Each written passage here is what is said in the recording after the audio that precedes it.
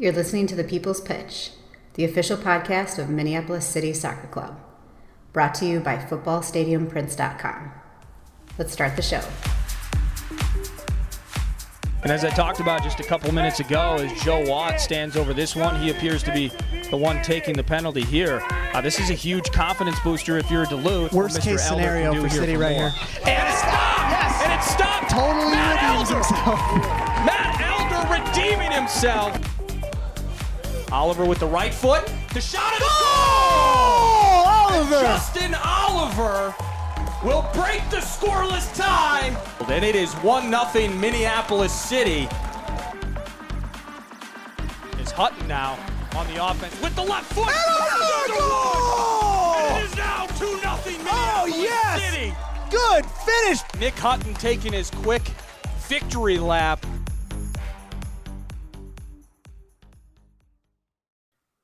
Guess who's back? Back again. It's the People's Pitch podcast with early 2000s rap references, the official podcast of your Minneapolis City SC. Joining me, as always, is the co-host of this here podcast and the co-founder of Minneapolis City. It's John Bisworm. John, real soccer is just about 2 weeks away. It's 80 in Minneapolis this week, and the booth at the Nelly is so close we can almost taste it.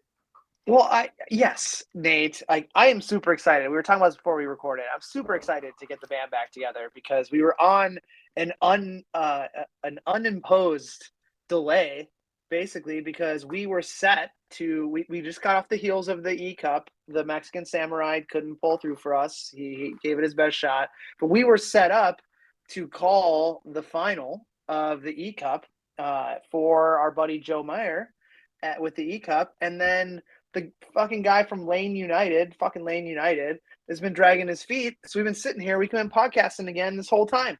So I hope he's been holding off playing that final game for 2.5 weeks. Maybe he's got like a weird like appendage injury or something. Like get his hand caught in a wood chipper or something. I don't know. Just hoping it grows back. Yeah, exactly. So he's fuck that guy. I hope you shooting lose. salamander DNA into his veins, hoping that anyway. Yeah, baby stem cells. Yeah, fuck you, guy, and I hope you die a slow, miserable FIFA death in the final. And watch, he's gonna win now, and it's just gonna. You fucking salamander. You fucking salamander. But anyways, Nate, good to talk to you again. People, good to be talking for you again. The weather's been great. The season planning is upon us. I had the management meeting tonight. We're like, it's a full go. We're trying to get the booth boys together again to get our planning for the live streams, the broadcasts, and the PA. Mm-hmm. So yeah, man, it's here. It's here. I can't believe it. 2 big topics on the schedule today, John. As we said, real soccer is going to start, and it's going to start with a banger of a matchup against Minnesota United's U19 squad, the MLS Next, in the opening game of the Minnesota Super Cup. So we're going to dig into the Super Cup a little bit, and maybe we'll have a little prediction on how that's going to play out. The other thing we want to talk about is Minneapolis City being in full player announcement mode. We've got 6 players brand new to the club tonight that we want to highlight. So why wait? Let's get this party started. But John, you have a couple things on your mind that you teased me with, so I'm excited to hear about potentially a double-barreled old granddad rant to start the show. Well, one is more a congratulatory, excited piece, but it's been so long since we got on this here podcast to talk about soccer stuff, and there's been plenty of things that we could talk about. Like we should just have a catch-all show, like randomly midweek, one like upcoming, because I have so many soccer things to talk about. But two particular topics for today. Number one is our old buddy Sonny in Tulsa. His team has caught the U.S. Open Cup heater, and they are in the third round playing against none other than my personal Las Vegas, Sporting KC. So congratulations go to Sonny. So Tulsa Athletic and Chicago House are the last 2 amateur teams in, and as we know, Nate, the last amateur team in the tournament gets a $25 $25 Applebee's gift card. Yep. I love how we both were going there. They get a $25,000 Applebee's gift card, which is even better. Yeah. But no, they get $25,000 cash for being the last one in. And from what I've heard is that because Tulsa Athletic beat a USL championship side, then they are going to get the money if they go out at the same time, because they're both, if they're both in the same round. They're gonna get it they anyway. they're going to get it anyway. So That's cool. Congratulations to Sonny, and use that money wisely. Hopefully it doesn't go to your disc golf obsession and it actually goes back to the club. But just like he's just gonna pamper that Chihuahua. Yeah, exactly. It's just going to dog beds. He's gonna get its own Cadillac. That's cool. I haven't seen Sonny since the NPSL owners meeting all those years ago. But I remember he was really, when we talked to him on the show, when we talked to him in person, there's definitely there was definitely like something stuck in his craw when FC Tulsa came to town, right? When there was kind of that money showed up in town and decided to start a soccer team because there isn't one here. And he's like, what the fuck? We're doing something really cool over here. So I'm sure it was just like a dream come true for him, for his club to beat the other Tulsa team. Yeah, absolutely. I mean, he's one of the original DIYers in amateur soccer, and one of the good personalities of lower level soccer. And the stories that guy can tell you from late 80s, early 90s professional indoor soccer are amazing. So good luck to Sonny. Club Chairman Dan Hudeman and I are going to try to head down there for the game, because cool. as I said, it's not only my personal Las Vegas, Kansas City, it's also Dan's personal Las Vegas. So maybe we'll be allowed back, since the last time we were there together for soccer purposes, but that's something we'll figure out later. But if we can't go, I think that this one is the one that everyone should be watching that supports our club. I really do. Agreed. Like, don't give your time to the tasty Detroit City Minnesota United game. Maybe go back and watch the replay of that one, since they play at the same time, I believe. Watch this one, because it's the little guy. It's the true little guy that could be us. If I was looking at the matchup, I watched the Bavarians Chicago House game, and although I have much love for the Bavarians, except for 2 times this year, I hope they go to hell for obvious reasons. They looked terrible against Chicago House, and Chicago House looked terrible too. And then I watched the Madison game, and Madison looked terrible as well. And I'm looking back at our U.S. Open Cup team last year, and I was like, if we didn't have to go through the buzzsaw that was the Menace the first game, like, we could be playing against, the Chicago Fire. Yeah. So, it's a different tournament. It's all hearsay. But anyways, I won't belabor that anymore. Congratulations to Sonny and the crew down in Tulsa, and I hope to be there cheering you on in person and celebrating either way with you after. But my second note, Nate, is that something that came through the wire on ESPN about a week and a half, maybe 2 weeks ago, and it pertained to the Golden One, Lionel Messi, and him coming to the MLS.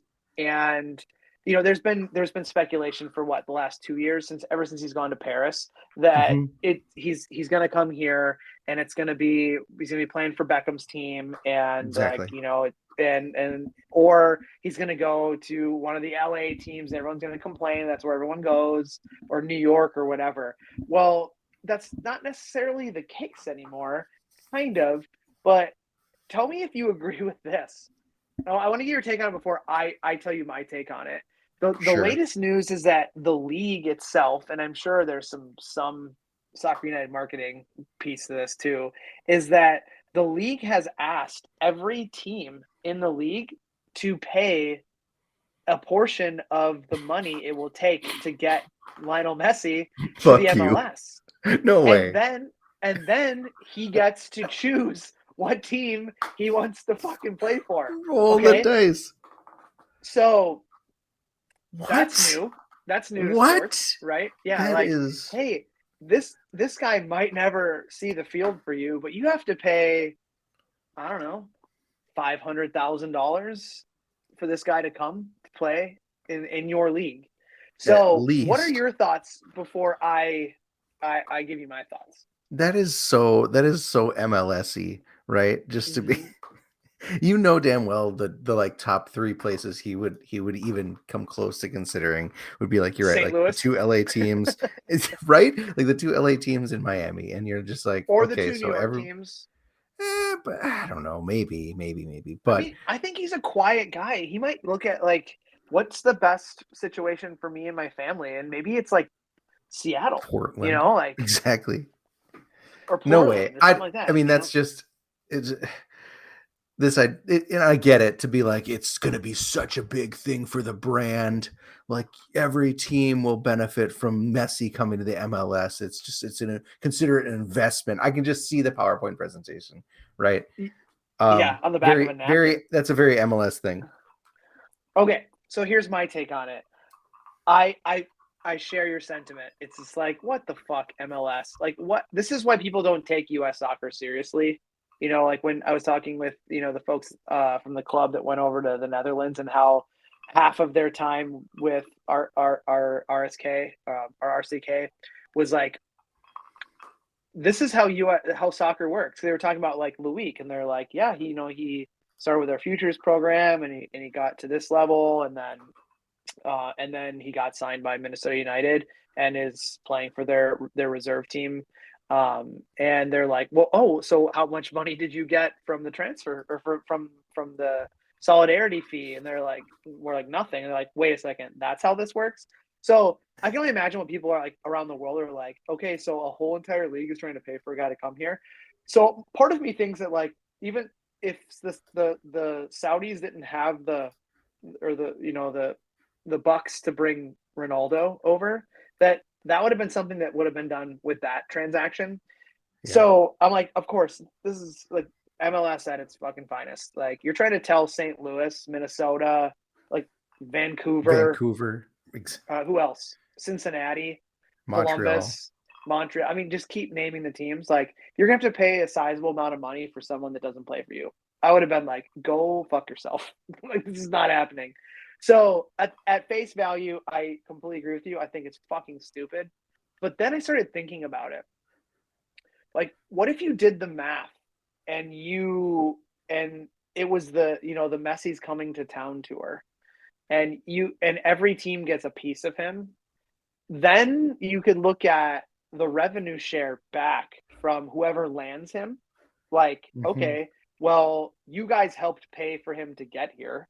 Well, we're gonna sell X amount of jerseys. You get this percentage. Each team that paid that ponied up, or yeah, that's fair. Like, so they start to like roll the payments backwards. I don't think that's gonna happen. So some asshole is gonna pay money for a guy they're never gonna get, and then they're gonna like only make a fraction of it back with their small stadium they can sell out when he gets here, unless there's some sort of like pre-game event where he goes on a stage and waves at the crowd and everyone pays $5. Like, there's no way to like quantify it and qualify it backwards. But if you were talking about revenue share, then yeah, I could see it. Or if you're talking about MLS funny money, like maybe each team then gets, or maybe each team, because they're paying for a designated player, gets an additional designated player slot, because they're then you can start thinking about how this actually is a good thing if you start to do it. But I guarantee you, no one's thought of that other stuff. So they're all thinking like, do you remember the Simpsons episode with the monorail, where it's like, monorail. What Springfield needs? A monorail. And the salesman comes in, does a song and dance. That's how I feel fucking meeting went with the club ownership and the league. It'd be like, this is what we're going to do. We're going to get the Lionel Messi to play in the MLS for one of you who he chooses, and we're all going to pay for him. Who's with me? Yeah. So I just thought it was interesting. I initially was like, this is fucking stupid. And then I was like, it actually isn't that bad of an idea if you can actually figure out how to make it work once he's here. Yeah, totally. And I mean, it'd be awesome to see him. But of course, then you get like, you get only how many? 8 teams would get to reap that reward, or when whatever team he goes to visits them. Mm-hmm. Yeah, you're right. You got to figure out how to spread the love. If I'm going to invest $500,000 to pay his salary over a year as the Vancouver Whitecaps, how do I make sure that I'm going to get that money back? And maybe it, like you said, it's a DP slot. We'll slide you 500 and or 500,000 in TAM or LAM or whatever. I don't know how the accounting works in the MLS, but like you said, it's funny money. It's all fake. So they'd make it work. Yeah, well, of course they would. But he would never come here. I mean, he's basically got like Lewandowski and everyone in Barcelona just being like, his home is here. He obviously has to finish his career here. Yeah, but you know what? I could see it happening. Like, I never thought Ibrahimovic would come here. That's true. And then go off and like continue to play at a high level into his 40s. Like I always thought like this is beneath him, and he did it. And who knows? But I thought it was interesting. I definitely wanted to bring it up. So enough about that. Let's talk about soccer that pertains to us. That we're not paying. We're not paying for people to come in. They're paying us. They're actually paying us. They're paying us a club fee to play for us. So, the local soccer world was handed a nice surprise earlier this spring when the Minnesota Super Cup was announced. And except for a few haters out there, Ted with Joy of the People. Wow! I can say that now because we're not in the MLS. So. Ted with Joy of the People didn't get a chance to play in it and was all mad. So anyways, a few haters out there were mad that their teams didn't get selected for the inaugural year. People are actually really excited for this, Nate. The tournament will feature juicy matchups between USL2 teams, MPSL teams, a UPSL team, and an MLS Next team. The first 2 groups of the 3 are made up of Minneapolis City, Duluth, and Minnesota United FC's MLS Next U19 team. Group B is St. Croix Legends, which still after 1 year, I don't know how you can call yourself a legend. Med City and Vlora FC out of the UPSL. So if you're looking at those teams, Nate, obviously it's group play, then there's going to be a semifinal and a final. So whoever wins the group play will go into the semis and ultimately get your champion.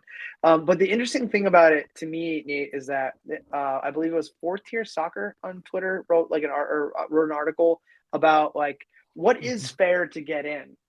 And the one thing that stuck out to me with all these teams, outside of maybe Vlora, if you're not like too familiar with the UPSL, Vlora means nothing to you because they were grown out of like an MASL men's team, and they've been playing in the UPSL, and they've had some success with the UPSL, and they've done pretty well in the USASA Region 2 tournament, except for when they lost 10-0 to the Bavarians. Outside of that, like they're a quality organization and quality group. So if you're a team like Joy of the People, I can see where your gripe is. Like, well, how did Vlora get in? Well, then I would say, how did the Futures not get in? Because they have been the most successful UPSL team since they started. I think they've only lost 1 game. Yeah. And it's a bunch of teenagers. So, anywho, Crazy. I'm not going to get on that soapbox. But what is the true qualifying process for this? Because I think this is a real attainable number of teams to have 6 teams, 3 groups of 3, or 2 groups of 3 for this. So I'm super excited about this for lots of reasons. Like, one, when we were at the member meeting many moons ago, when we made this switch to USL2 and then ultimately said we weren't going to be in the MPSL anymore, the concern was like, where do the rivalries go? Because we just built rivalries in the MPSL with Duluth first and foremost, Med City second. Like, the fans loved those rivalries, for better or for worse, right? So no matter what side of the field you were on and you were supporting. But now this gives us an opportunity to have like more home games if you choose to. There was an application process, which we're going to try to get John Martinson, who is the architect of the Cup, on here and maybe next week or the following before the game. you had to basically say I will host games, or I will and pay all the fees to, insurance and all that stuff to host games, or I don't want to. I'm happy to play on the road. Mhm. Minneapolis City was one of two teams in our group that said we would host. So we get 2 home games. So both the games Yeah. against Duluth and Minnesota United are home games for us. So that benefits us. But that gives the fans what they want, and it gives us an opportunity. If the qualifying changes, we still have to qualify for it in the future. But if not, and these are the teams that are being set up to be in here, it's awesome, man. It gives us back that rivalry with Duluth that I know a lot of people were concerned about. An opportunity for us in future years if we qualify, if there's a qualification process, definitely want to hammer that home that it may change because this is the first year. But in the future, we could be playing against Med City. If there is a qualification process, then if Ted's team actually does well in the NPSL for a change, then he could potentially get in and you see Joy of the People again, which it was another great rivalry for us. So I'm pumped, dude. I'll stop there and I'll let you get into it with your take on things. Yeah, I like it. Like you said, I think, in year one, it's fine to load the tournament. I mean, it's only 6 teams, but you load the tournament with reputationally the top teams in Minnesota from all levels. And then it's like, from here on out, earn it. And that goes for everyone, except probably Minnesota United. But Minneapolis City will kick off their season on May 5th. Wait, hold on a second. Sorry to interrupt you. Who would? Shattuck St. Mary's. Oh, yeah, you're right. Whoever would finish higher in MLS next. That's right. Great point. So there's an opportunity for that there. So every slot for whatever league you're in, outside of USL2, which would be, you'd have to figure out, is every other year Minneapolis City and St. Croix just get in? Because and there's Rochester now too. So maybe it's whoever the top 2 finishers out of that in USL2. Yeah. So you have to figure that out. But each league has competition. But that article, I think, is it 4th Tier Soccer on Twitter? We'll have to look it up. But I'm sure Minneapolis City retweeted it. Excuse me. The beers are going down a little slow today. The article was it was interesting because it talked about obviously the qualification process and making this a true champion of Minnesota, and why would a slot not then go to the MASL, so whoever wins the top strictly amateur, non pre-professional state league, that winner should get in. But looking at it, the UPSL has probably the biggest gripe because damn near every team in the UPSL is from Minnesota in the division. Yeah. There was Dakota Young Stars. So if I'm those guys, I'm hey, how do we actually qualify for this? Because this is great. So anyways, I'll stop there. Yeah, I interrupted you to talk about Shattuck and I kept going. That's okay. I was just going to say Minneapolis City is going to kick off their season in the Minnesota Super Cup on May 5th. It's the first game in the group stage, and we could not ask for a better opening week matchup. The draw of the MLS Next Loons and the prospect of players like Loic and Rory returning to the Nelly to face their former club is John. Do you think this is a possibility, or is United going to stick to their U19 designation? I don't know, because I don't know how it works, because MLS Next, there's plenty of players that leave MLS Next and go play college, and Rory and Loic are on paid contracts. They are. So I don't know how that works. And also, if I'm Minnesota United, have you seen the Minnesota United 2 play? Yeah, I love it. They're I'm in on that second team, not just because Loic and Rory play for them, but I like their style of play. I like what they're doing.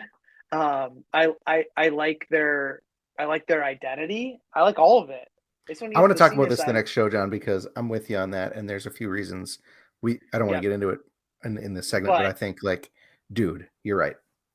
Yeah, we should definitely talk about it because I think it's important. And it's not just because Emmanuel Eway plays with them occasionally, and there's Patrick Weah, who has done a few trainings with Minneapolis City, and we have the two guys we mentioned that actually did play for us. It's not all about that.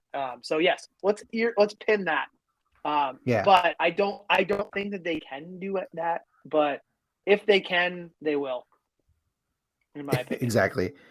Tickets to that game are available online right now at MPLSCitySC.com. City fans we're gonna have to wait, John, until after the USL 2 and NPSL regular seasons end for the other marquee matchup in the group and potentially of the tournament, and that is Minneapolis City versus Duluth FC, and that's July 18th.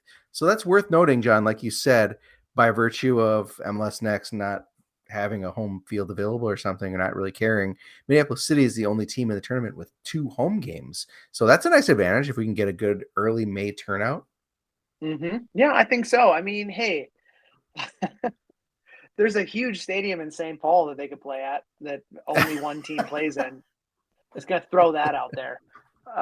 There's also multiple fields in Blaine that they can play at. I just don't think they cared to host. If they don't really, I don't want to get into it. Don't get me started, Nate. Don't get me started. But I can't wait for not only this game but the season to start. I'm super excited about it. I love the additions to our division. I love the Super Cup. Yep. If I have anything, I want to finish respectable in our league this year, coming out of what we finished with last year. But I'd love to win that first Super Cup. That would be sweet. Winning the first Super Cup. Hell yeah.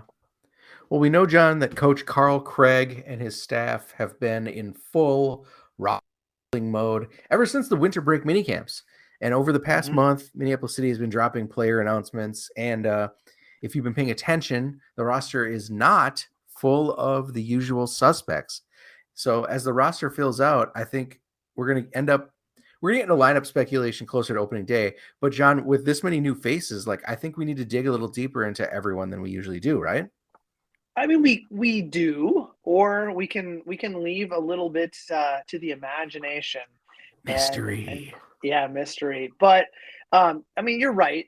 We do have some returners that were locked in early. There's some names that are familiar, like Jamison Charles, Eli Goldman, Luca Contestable, Wes Lawrence, Andrew Shazinski, who started to make a name for himself after breaking through with the MPSL team last year. Evan Siefkin will be stepping up. The Susie is Lucy again. You have Aiden O'Driscoll, who's coming back. Jonah Garcia, I think, are probably the 2 most senior players, if I'm not correct, so far. That are returners.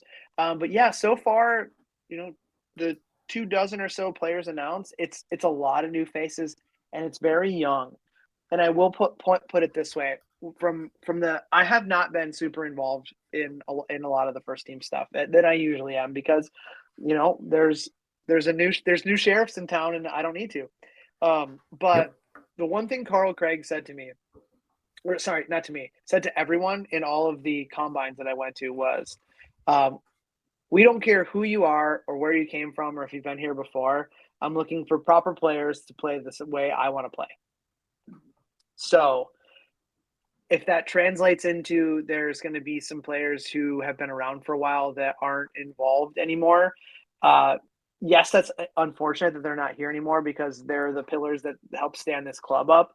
But there's an evolution happening, and we always knew this day was going to come, right, Nate?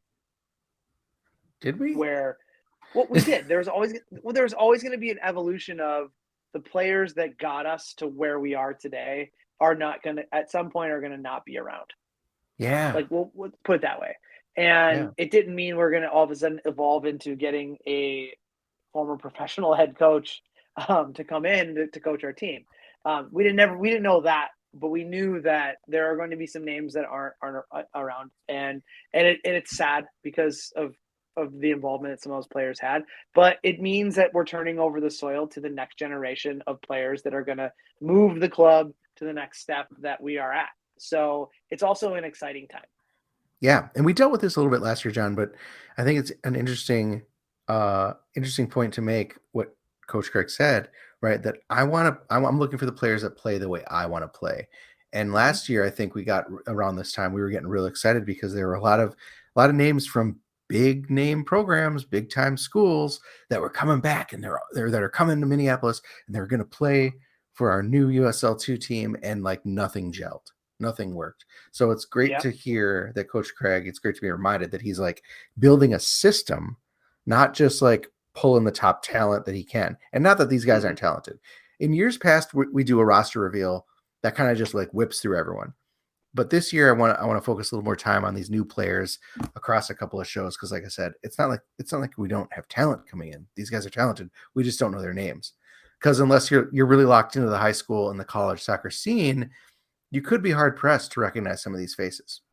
I want to start with a trio of players that at least I recognize because I'm going to, humble brag. Just really got my finger on the pulse.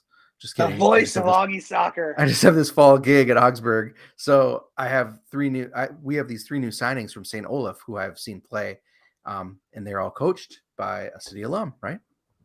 Well, now Tyler's at Hamlin. No, it was Justin. Sorry, Justin's at St. Olaf, isn't he? Yeah. Justin's at.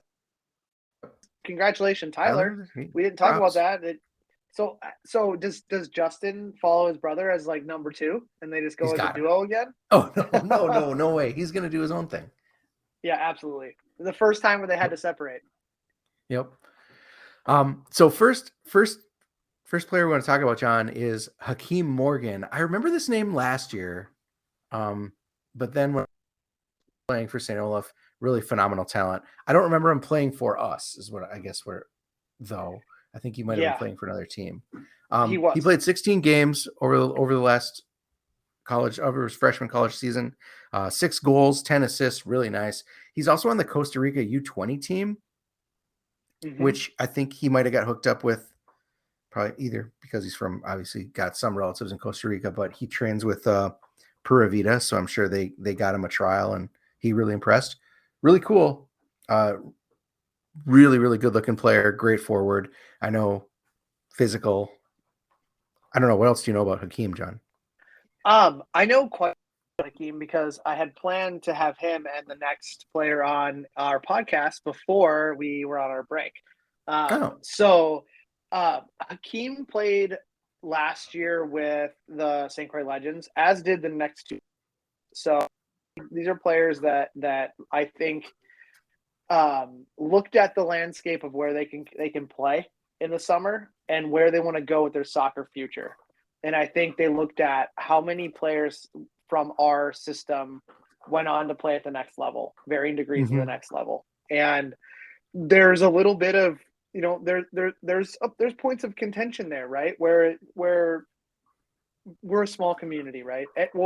Minnesota in general, it's like my favorite thing I learned when I moved here was like, how do you make friends in Minnesota? You go to kindergarten with them. So very small community here, and the soccer community is very small in itself here.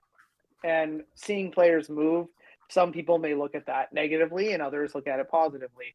For the player, though, to make a decision for their future, I see these 3 players we're going to talk about first. But with Hakeem, he's native of Costa Rica, so I haven't really ever gotten like the true story about like how St. Olaf found him. But whoever did the recruiting there, if it was Justin or Travis or any other member of their staff, like good on you, because Hakeem is a talent. He is a big, fast, imposing striker. He's left-footed. He can create on his own. He can score from multiple different ways. He's very active. He has good hold-up play. He's really a complete forward. And I was talking to Chairman Hudeman the first time I went to go see the combine, and I had watched Hakeem play at St. Olaf, but it was, it's different when you see those guys separate from college and come in with different players. And I texted Dan, I said, I don't think we've had a forward with this many tools in their toolbox, and not disrespecting anyone else who's played up top for us, because we've had different types of strikers. I haven't seen anyone with this complete set of tools since Andy Laurie in our first year. And your reaction is spot on, right? Like Andy, outside of being a fantastic personality, was really the ultimate complete forward. Big, tall, could take people off the dribble, could score from any which way, use both feet. Like just hold up play was fantastic. Hakeem's that player, but he's he's young. So I'm sure we're gonna run into some of the things, like what guys from the Real Madrid academy are the teams in Canada going to pull in the center back? Like we never know what he's going to go up against, but he's very, very good. And I think he's one of the strikers that we've kind of needed over the past few years as that pivot point that we can work off of, but can also, like, you need to get a goal, like he'll go get you a goal. So really excited to have Hakeem in 10 assists, like you said, really going to be good to have that pivot point that can lay it off or score. He did lay it off quite a bit over last season, and the benefactor of that was the next guy on our list, Victor Gallman. He's a midfielder. He is, John, a first-team All-American Division III player. He is the MIAC midfielder of the year. He played 21 games for St. Olaf last season. He scored 11 goals from that midfield position and had 6 assists. Victor is phenomenal. Yeah, that's all. I mean, just from watching him firsthand. With Victor, I don't know another. So Victor's French. I don't know how he got to St. Olaf either, but I've known about Victor since like the moment he stepped on campus with. At St. Olaf, because I work, when I was having more of my hands in the recruiting of players, I go to my network first. And I remember talking to Justin. I was like, who are we not talking to?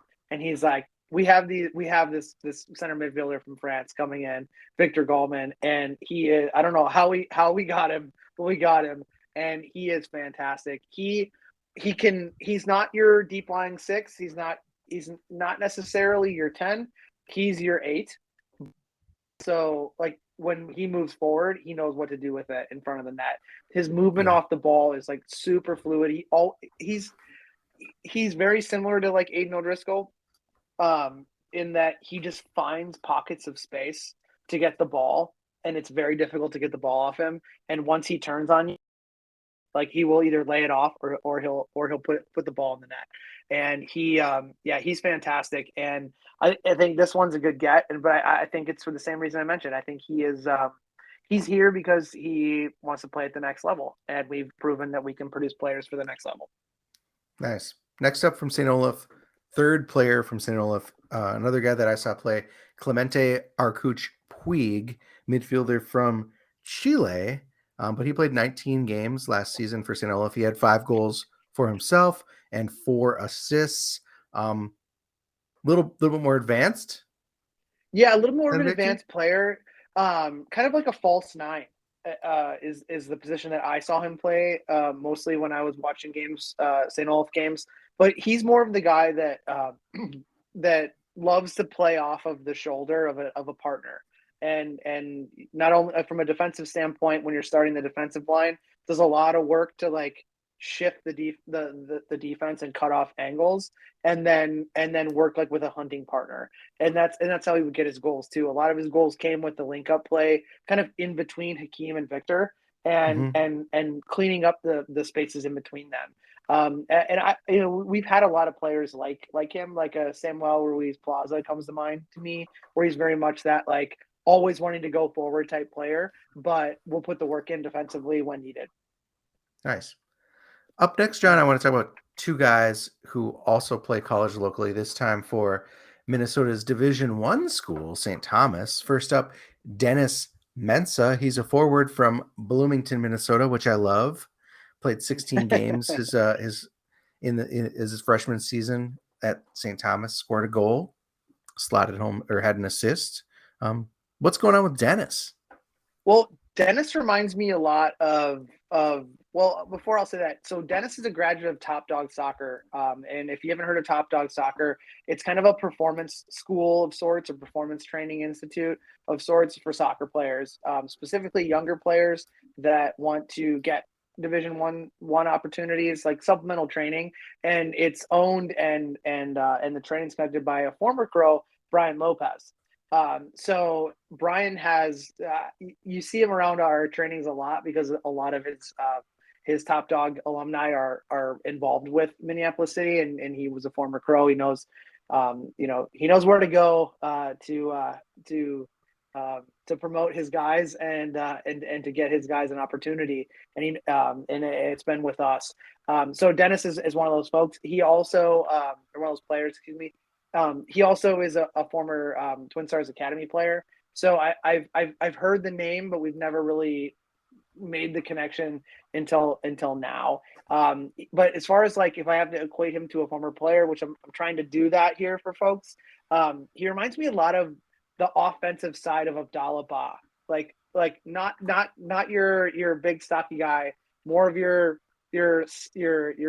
thin, slender body type, but silky smooth with the ball, shifty in tight spaces, and can really, when he has the opportunity, let one fly from distance, and a very exciting type wing player that I think we haven't seen a lot of wing play, coming up that's younger, like an Abdallah Ba.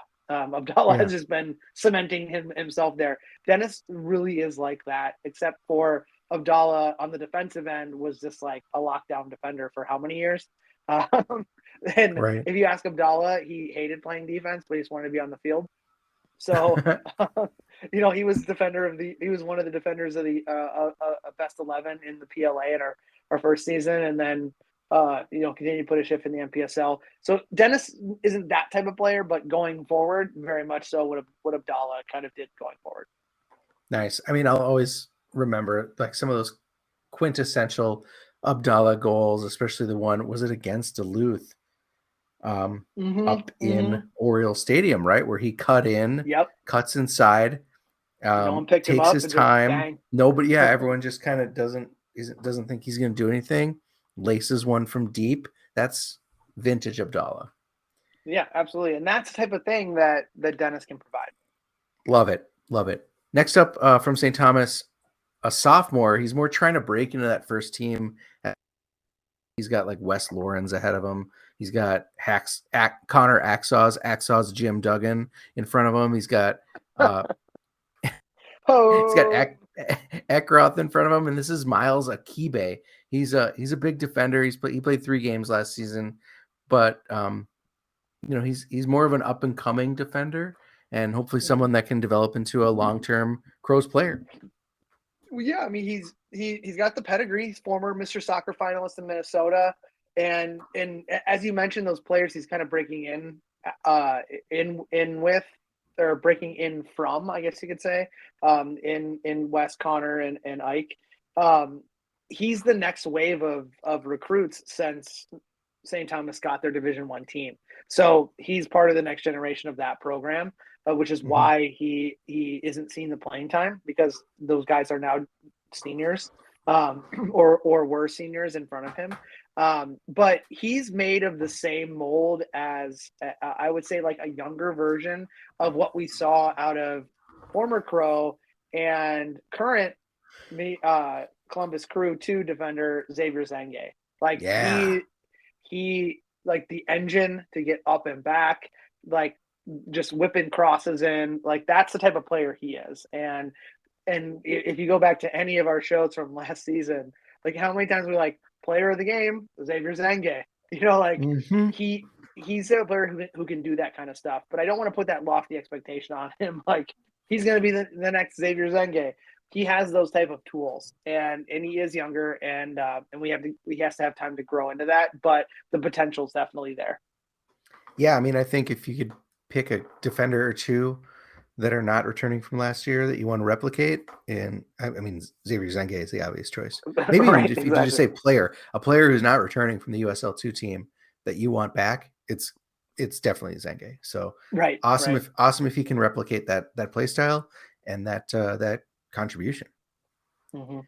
Finally, I want to learn about a name that is fresh to my ears, like these other two guys, but also he plays for a college that is fresh to my ears. I'm not super familiar with it. We're talking about Griffin Gierchi, former Shattuck teammate of current Crow Andrew Szynski.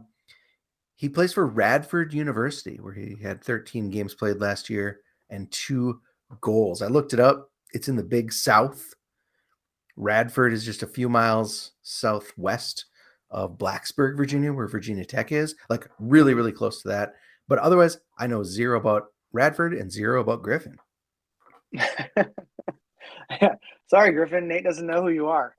I mean, maybe one day. Yeah, well, this summer. There you go. Griffin's an interesting prospect. Like I remember Griffin from when we played against Shattuck's U17 team in like US Open Cup prep. And at the time, like tall, 6'1", kind of lanky kid who like was getting overmatched against bigger opponents, grown men, we'll put it that way, at 17. But has since then grown into his frame and has become like that Aiden O'Driscoll type player where he's got the size, he's got he always had the soccer sense. I don't want to slight him by any means from when I saw him at 17 to now 19, 20. But it's a big difference. But back then you could see the soccer part wasn't the problem for him. It was the physical part.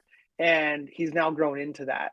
And, you know, he's very good on the ball, under pressure, has really good passing range, finds pockets of spaces, probably is more of the sit back in the 6 to 8 range, not your get forward 10, but has the ability to go hunt goals if he has to.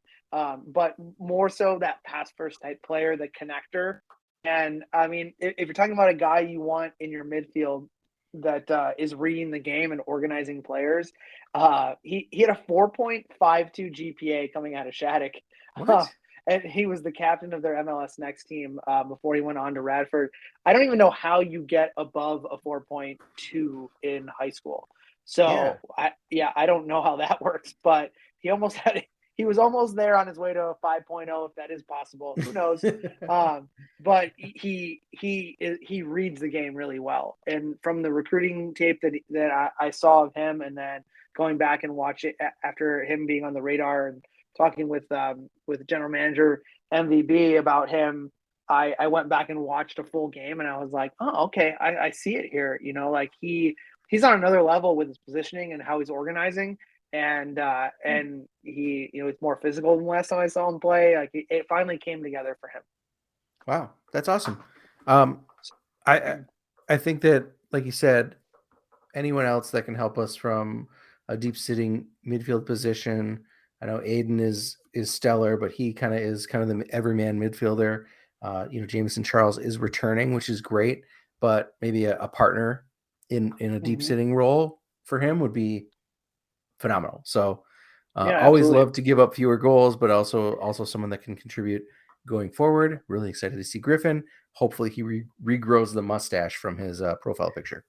I hope so. I hope he doesn't regrow it. I hope it's just getting thicker. But if you're kind of picking up on the theme, and we talked about a little bit on the onset, that like the team's getting younger, and like I said, some people, you know, might want to see some of the names that have been around the club for a few years, and we, you know, we'd love to, but you know, with a new regime in town, you got to trust the process. That's why you bring folks in, and the other side of the coin is the folks that are like looking for the next group to come in. And we always, like I said, we always knew the day was going to come where the soil gets turned over with the players that got us here. But exciting that we're still staying local, even though we talked about some guys from Costa Rica, France, and Chile. This is their home now because of school. And now, you know, we're getting younger, so the future is definitely bright, if not bright right now, and we're just getting started, folks. So we'll be sure to bring you the rest of the roster over the next couple of weeks. We'll talk a little bit more about the Minnesota Super Cup. We'll talk a little bit more about Lionel Messi getting paid for by Vancouver to play for LA. All sorts of stuff. We'll talk about what was the other topic we're going to talk about, Nate, that we were going to put a pin in? Minnesota United too. Yeah, we'll talk about that as well. But that is all for this week's show. Thank you again to our wonderful show sponsor. This is now a third season, right? Mm-hmm. Am I right? Okay, perfect. Yeah. Oh, you're right. Thank you for sticking around with us. FootballStadiumPrints.com. Whether your club is in the news because you're top of the table, because you're at the bottom of the table and just sacked your manager, or because you just hired a shiny new one, Football Stadium Prints has anything from mugs and t-shirts to sweet prints of club icons like myself, John Bisworm, Matt Elder, or Edor Nelson Field. So don't forget to use the code CROWS10. That's CROWS10 for 10% off on everything you purchase at footballstadiumprints.com. And remember, as always, all orders ship from the United States, so no pesky international shipping charges. 2023 memberships are now available. $89 gets you a ticket to every UPSL game, USL2 home game, as well as the Minnesota Super Cup. We forgot to put that in our notes, Nate, but it also has that benefit as well. And, of course, a voice that helps shape the club for next year. So as a member, Minneapolis City is a 501c3.